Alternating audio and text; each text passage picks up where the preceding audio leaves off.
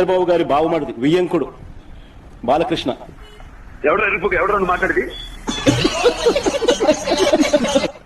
Gun పట్టుకుని టపా టపాని టపా టపాని టపా టపాని టపా టపాని టపా టపాని టపా టపాని టపా టపాని టపా టపాని ఇద్దరిని కాల్చి పడేయలేదని అడుగుతా ఉన్నా. టపా టపాని గన్ను పట్టుకుని కాల్చి పడేయలేదని అడుగుతా ఉన్నా. ఇదే పెద్ద మనిషి బాలకృష్ణ.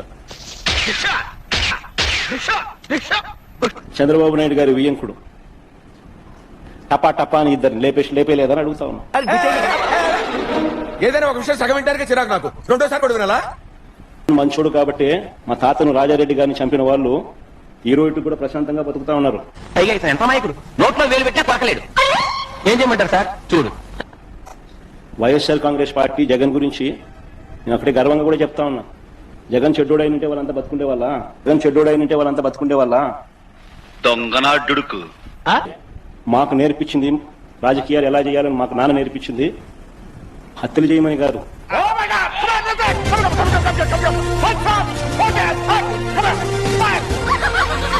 ప్రజలకు మంచి చేసి మంచి పేరు తెచ్చుకుని రాజకీయాలు చేయాలని. అది చంద్రబాబుకు మాకు ఉన్న డిఫరెన్స్.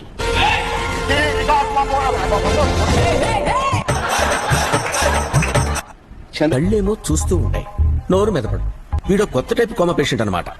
మా తాతగారిని దారుణంగా నరికి చంపిన వాళ్ళంతా ఈరోజు ప్రశాంతంగా ఇప్పటికీ ఉన్నారు. నాలో ఉన్న రౌడీ నిద్ర లేకుండా ప్లీజ్, చిన్నపిల్లలు రమ్మని. జగన్ నైజం ఎలాంటిది, జగన్ మనస్తత్వం ఎలాంటిది అని నిదర్శనం అది. వారికి ఎప్పటికీ ఏమీ కాదు.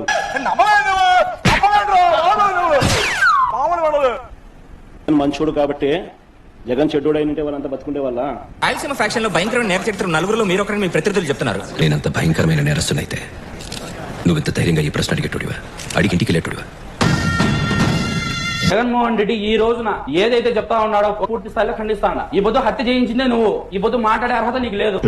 వచ్చిన టైం బాలేదు, వెళ్దాం పద.